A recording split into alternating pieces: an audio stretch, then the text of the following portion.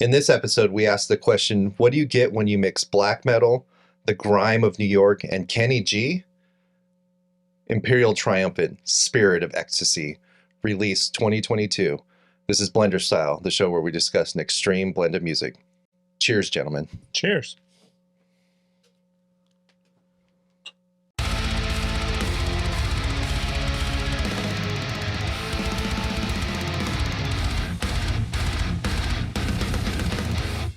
I'm only somewhat familiar with this band. Like, their albums have made my radar before, and I probably listened to them before, but nothing ever stuck because it's just like weird music. Mm-hmm. Just nothing. There's no catchy parts really to this. But I heard that Kenny G was playing on an extreme metal album, and I was like, the fuck? Really? The fuck he is? And I caught the video of him and his son, Max, on Instagram talking about this, and it was like they're totally dorks, and it was really cute. And I was like, I gotta check this out. And this album's had a little bit of buzz this year, for being good. And I listened to it a couple times. I was like, wow, I kind of dig it. So I definitely wanted to bring it to you guys and know what you thought. Nathan, are you familiar with Imperial Triumphant?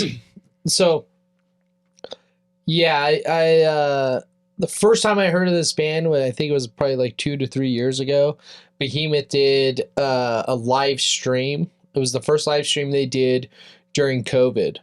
And then they had an opening band that played in New York, and they played in Poland, and the band that played was Imperial Triumphant. Oh, really cool. And I purchased it, just trying to support music and stuff during the COVID era.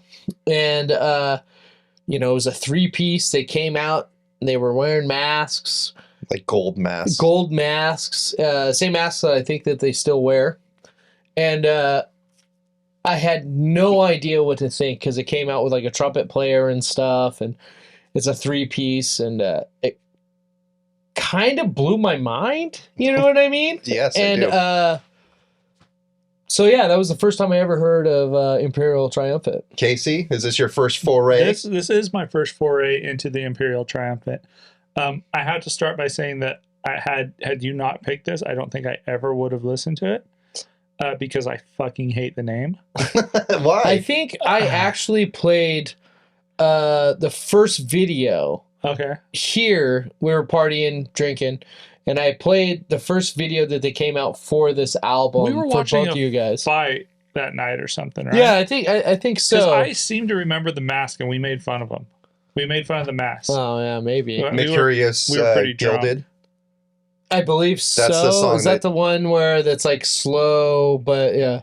Yeah. Yeah, I think we made fun of the mask because we were really that's drunk. the one with Kenny G in it. Yeah. Yeah. He plays the solo on that. The lead vocalist of Folterkammer, which is another band that their guitar player. Oh, that's why that was. I've been listening to that. Yeah. It showed up in my list of shit I was listening to. And I started listening. I'm like, why did I start listening to this? The Imperial or the no, Folterkammer? the full. Yeah, it's like Folterkammer, I believe. But it's a female vocalist that does like a more like a operatic. Yeah. To like black metal. I didn't like it that much. No, I enjoyed it very much, but yeah. So I never would have checked them out had you guys not brought it. Had you not picked the album. I hate the name. Why do you hate the name? It just doesn't fit. It needs to be Imperial Lee Triumphant or Imperial Triumph. Like it's just like a double negative or something, or just grammatically incorrect. Yes, it just bugs me. I do like the name of the album, though. I mean, Spirit of Ecstasy. Yeah, it's cool. It's like a Rush Spirit of the Radio or whatever. I think Spirit of Ecstasy is the name of the Rolls-Royce emblem. It is. Which is the whatever the girl. Which is kind of like the vibe I get from this. It's like artsy fartsy fancy pants. It's like the bass player pours champagne on people. Like the video for Merkurius Gilded, they're like at a like ritzy party. This is very elegant. This is what band nerds who don't want to be nerds make. Yeah, exactly. They're like music nerds, but they're not that nerdy. But we don't want to be nerds, so we're gonna do black metal. It's this was a really hard one for me. Yeah. In the text, you're like, I need 2 or 3 more years to get through this. It's definitely a deep album. It finally clicked. So I put it on repeat. I was kind of up in there with it after the 2 weeks, and I put it on repeat this week, and I had to go to Lost Tales, so it was like an hour drive, and listened to it on repeat there and back, and it finally clicked for me. Really? And it takes a while to get into. Even for me, it took me a couple listens. It wasn't even so much that it took a while to get into. It's just that there's so much going on. I can't decipher it. Yeah, dude. I mean, there's nothing in this that's aggressive or abrasive or annoying to me. Right. But there's so much different stuff going on that just shouldn't go together. Yes. That it takes a minute for your brain to comprehend why they're together. And then once you do, you're like, oh, those actually go together really well. Like on the first track, Chump Change, it starts out with like a drum fill part. Yeah. And then halfway through it like switches gears completely. Yeah, it's like a completely different song. There's some really cool parts on this where they got like this. You ever watch like the old episodes of Twilight Zone, the old black and white episodes? And like the thing for Hollywood back then when somebody was like going through like a psychosis or whatever, the camera would like all move around and the background would be twisted in the opposite way and stuff. You get that feeling from a lot of these songs. Yeah. Like it's almost disoriented. Like, yeah, it's almost like that background music that was going on during that is going on through a lot like a lot Metro of these songs. Vertigo. Yeah. Yeah, it's crazy. And it's really cool at the same time. And once like I was able to absorb all that and like decipher what was going on just because there was so much, this album really clicked for me and it was actually enjoyable. I'm glad to hear you say that. Because it's like, I think they describe this as avant-garde metal. Mm-hmm. It definitely has like black metal influence, but it's not. I wouldn't call it black metal. This album in particular, I would say that it has more of a death metal feel. I agree. Previous albums definitely have like a black and death feel. This one for sure has more of a death feel to me. But obviously it's avant-garde, you know. Black metal in a sense is avant-garde too. But what's crazy is this is like this free-form jazz thing that's going on as well. It almost sounds improvised. And I wonder how this sounds live. Like I said, I heard this band 3 years ago or whatever it was live. Just, you know, they through a live stream. But like, how much of this live sounds like this? You know what I mean? I'm glad you asked that because they have. I went hard in the paint in this on this band. I like kind of fell in love with it, and one of the things that really drew me in is I was looking up videos on YouTube, and they have several. So they have like Merkurius Gilded, it's like a produced music video. Their other music videos are live. They're like official live versions of their songs. Oh, really? And it's them playing on stage. They're a 3-piece. Which is awesome, yes. It was way cool. They're from New York, so it's like economic to have only 3 members in your band. I think we talked about that in a previous episode. And I don't know if they do this like live, but on these recordings of them playing live, dude, they are slaughtering it. It sounds so good, and they're like... So that's another thing. Is like how much of this is improvised? Because some of it sounds completely improvised. It does, but I don't think it is. Like I think they write it to sound like that. I agree with you. So because which is even smarter. Yes. You get what I'm saying? I think that's even harder to execute. Is to sound improvised, but at the same time, you have control over this motherfucker the whole time. It's because of how I watched some like interviews with them and stuff too, and it's how they write. They like all 3 of them participate heavily in the writing. Like one guy will show up with like some idea, and the other ones will just write, you know, influence the writing of the songs, and that's why you get all these weird left turns, and that's why it sounds so disjointed at times, but it's all on purpose. Yeah, that's what's so cool about it too, though, is that it sounds like everyone's bringing something to the table, because at times you could really hear that bass and like I love flange, the bass playing. like they're obviously using pedals and stuff to get some of this stuff across, and the bass player's coming up with some weird, crazy shit. The guitar player's tone and the guitar chords that he's playing, you're like, what the fuck is he even playing? And that's and then the drummer on, behind all that, I know, is insane. Like, what is he even playing? And to kind of touch on what you're saying, so like the bass, there's like this weird meandering kind of bass thing going on in the background and a lot of this stuff, like really jazz influence and stuff. It's very jazzy sounding. But it fits with these kind of black metal, death metal style drums and these guitar riffs, which have hints of black metal, but then they go into like these really cool like solos and like off time signatures, almost like and Joe stuff. Satriani kind of stuff. And it's weird, and it's not, you get like hints of clean guitar in there and hints of like distortion and stuff, which is like really weird. And it took forever for me to like just comprehend what was going on with this. And that's what I love about this too, is that it's literally nonstop. You have some parts even like, midway or almost to the end of a song where like you'll get like little interlude parts, but it's during that song. Yeah. You know what I mean? It's not like something that there's these like, weird little like tempo shifts and like he's like these interludes and then just like a complete U-turn and a complete separate. It's almost like, is this a different song? I think when I was listening to this, I was 2 songs into it and I thought I was like 4 or 5 because there were so many different times. I like it about it. Ups, yeah. Which was cool. But then to touch on that same thing, this album is it's 55 minutes long. It's pretty long. It doesn't feel like it. Yeah, I listened to it like back to back numerous times. Exactly, and every time I listened to it, by the time it got to the last song, I was like, "Wait, it's only been like 10 minutes." It makes you kind of want to listen to it again. It does, and it's crazy because it doesn't feel 55 minutes. I think it feels like a 20 minute listen to it again. It really does. It's really good. There's no singles on this motherfucker. You know what I mean? There's no like. You can take songs off this, but it does work better as a whole, I think. It does. It has. There's a journey through this whole thing. Yeah, I mean, I get that. Yeah, I could probably throw this on a song or two, maybe on a playlist or something. But I think if I was gonna like suggest this band or this album or something off this album, I'd be like, just listen to the fucking album because it's pummeling. Oh, for sure. It's nonstop. And what I really love about this. What I really love about this record, especially, is that it's futuristic or sounds like today. Well, it sounds you get what I'm saying? It sounds like New York today. Well, I mean, within the genre of black and death metal or black metal or death metal.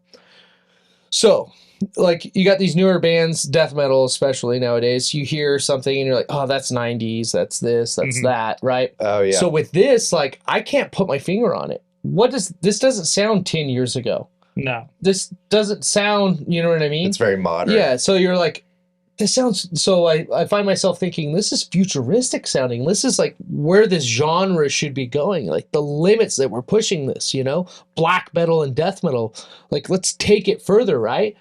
But then at the same time, it's like, well, they're not really taking it further. They're just taking it to today, right? They're just doing it now. Like, whatever, like no influence from before or trying to be innovative. Well, I think they're just like, we're getting together and writing these songs. I think they're taking. Does that make sense? Am I kind of? I think they're taking the influence from that New York jazz scene. It's like it's like the band was walking down the middle of the road and there was a bar with a death metal band playing on the one side and then a jazz band playing on the other side, and they both had the doors open, and as they walked by, they were like, holy shit, that works.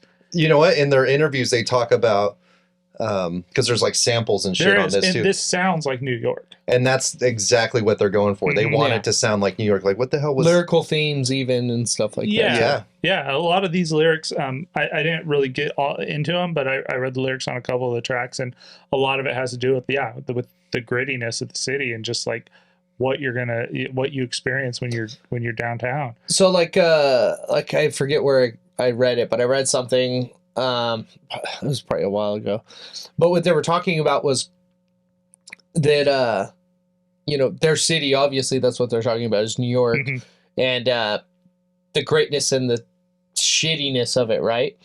And the greed, the nastiness of it. And like, they talk about how like, they don't approve and they don't disapprove. It just is, right? Yeah. I fucking love that. Yeah. Like, I love that. It's just human nature. It's like just, chaos magic. You know, it's just... It is what it is. It is what it is, man. And I really love that about this. The chords that this guy's even playing on his guitar. I love the chords and the bass. And then using the whammy bar and stuff. Like, really innovative stuff. Like, it's very interesting. Yeah. Not necessarily innovative on its own, but innovative in this genre and to combine the genres. Because you don't hear a lot of black metal or even death metal bands doing that. You don't hear bass like this exactly. in black metal. I mean, this at parts, I don't know, I didn't research it, but at parts there sounds like it's like an upright bass in a lot of these parts. I mean, it's that good. It's that deep, and the tone is really great. The song structures are great on this. I would have to say the weakest point for me is the vocals, though. And it's not... It's mostly instrumental, but there is lots of... There's lots of vocals, but I think my issue isn't necessarily like the vocal tone or anything, because it's not bad. It's just so drowned out by everything else. And it's kind of one-dimensional. It is, but there's some really cool parts, like... I like the moaning. Yeah, where they get the moaning and then the screams and stuff going on, and that's when they kind of peek through, and it makes sense, and it really adds to that ambience. There's a part in there, I forget what song it is, but it literally reminds me of Adam Sandler in Waterboy. Yeah. Like, something wrong with his blue regatta or whatever. Like, there's a part in there. I'm like, this guy's going full. Yeah. I like the songs all have like, most of the songs like have two parts. Yeah, you know what I mean? There's like and they'll stop abruptly with like bass and then that moaning like you're talking about. And the first time I listened to this, so I listened to this a handful of times before I picked it for the show, and it wasn't like clicking for me.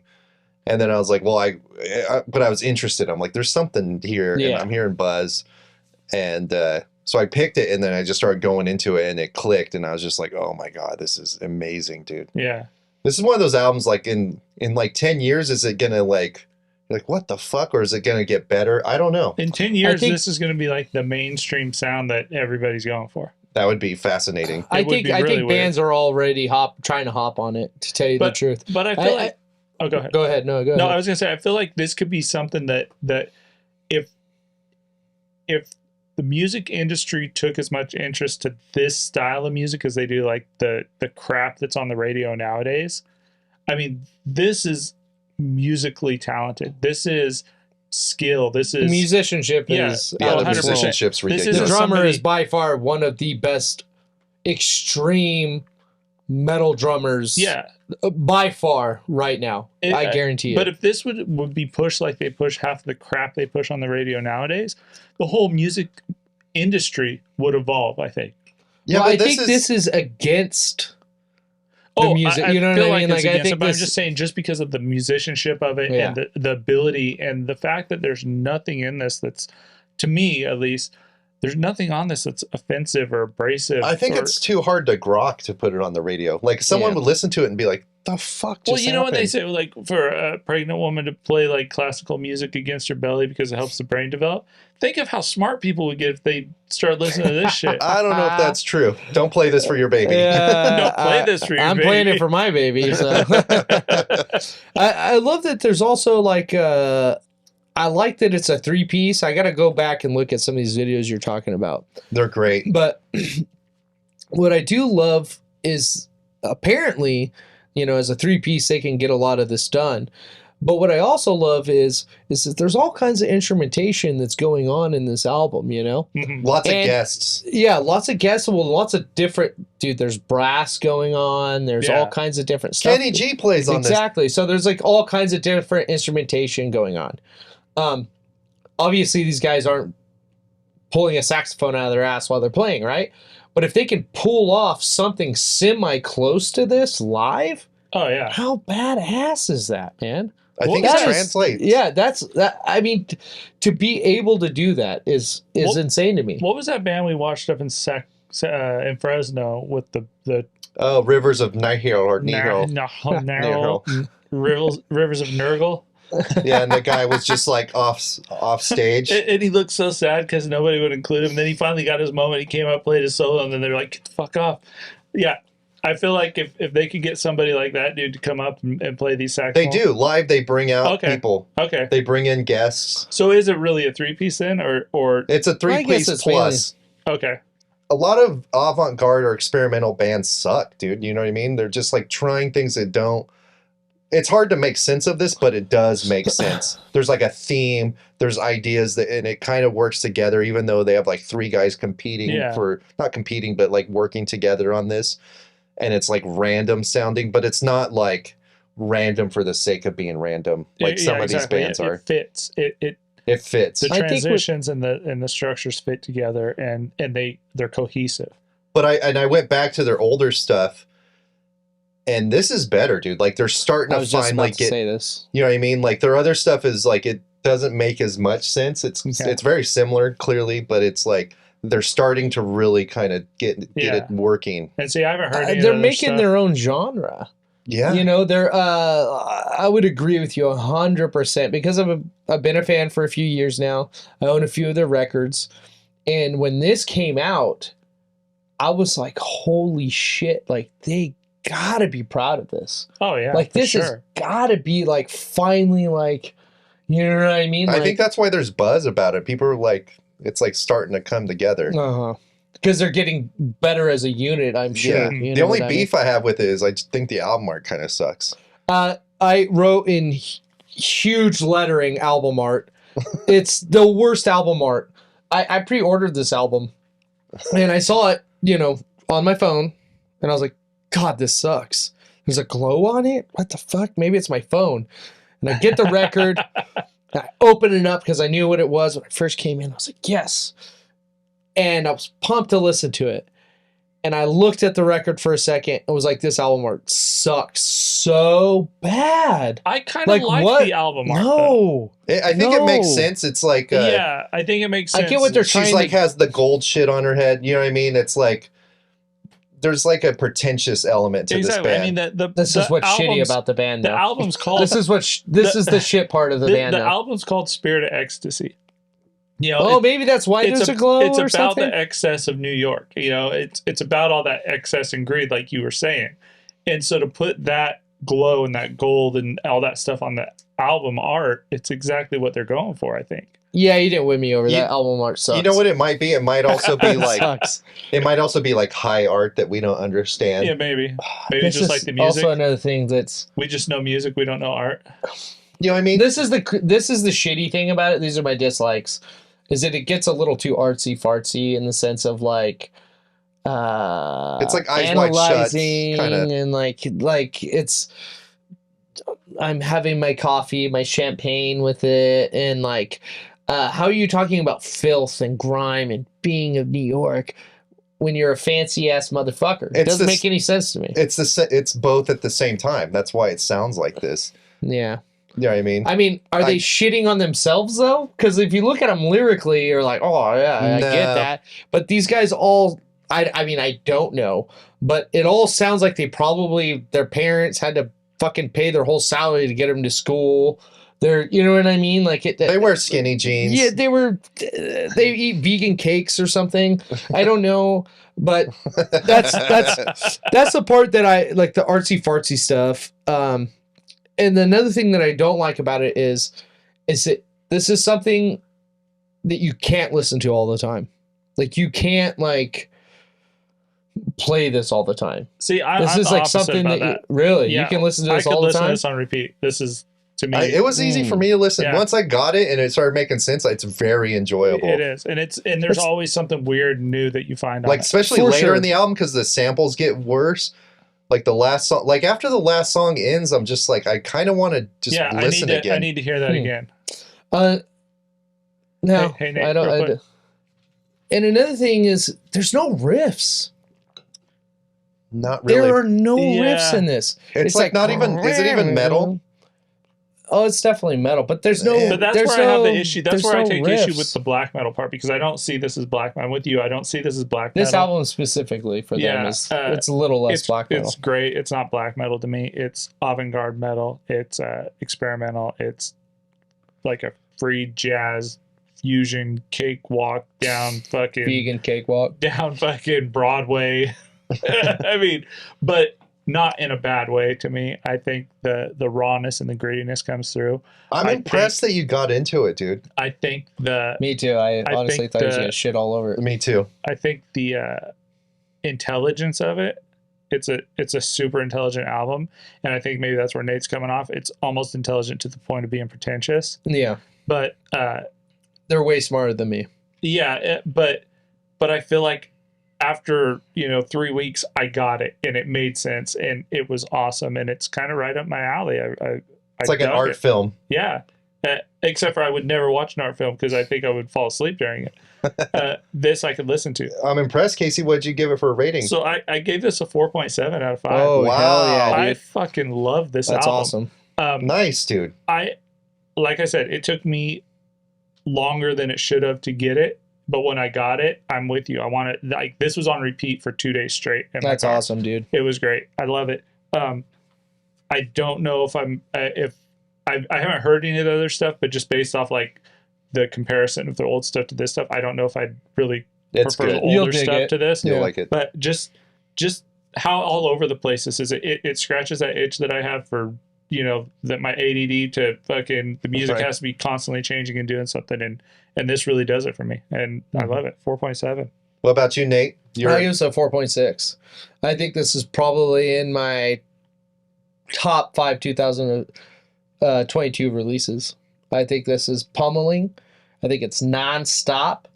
And I feel bad because they're probably people I would have picked on in high school, and they're way cooler than me.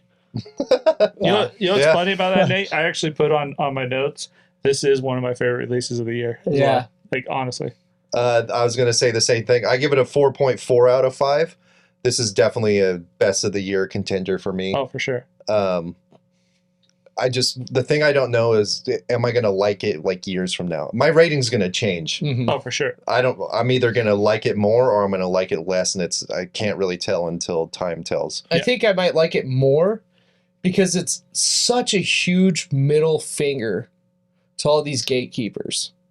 And it's showing that you can do something different and intelligent and good production and come up with something different, come up with something frightening. Like we don't have to keep rehashing shit. You know what I mean? Mm-hmm. Like, this album shows that if you're creative and you want to come up with something different, you could easily do it, and it could be acceptable. Oh, for sure. In the face of all these like throwback death metal bands that are doing they're just ripping off old they're just recycling. Guitar riffs. I don't need to hear the same, Cannibal Corpse record. I don't need to hear the same, I won't say names, but there's good records that came out this year, and I'm like, well, it's good, but it sounds like this. But this Imperial Triumphant sounds like nobody. This is fresh. 100%. This is good, and it's fresh. Yeah. Which sounds like nobody. I think that's and I think the next album is going to be even cooler. Honestly, I really do.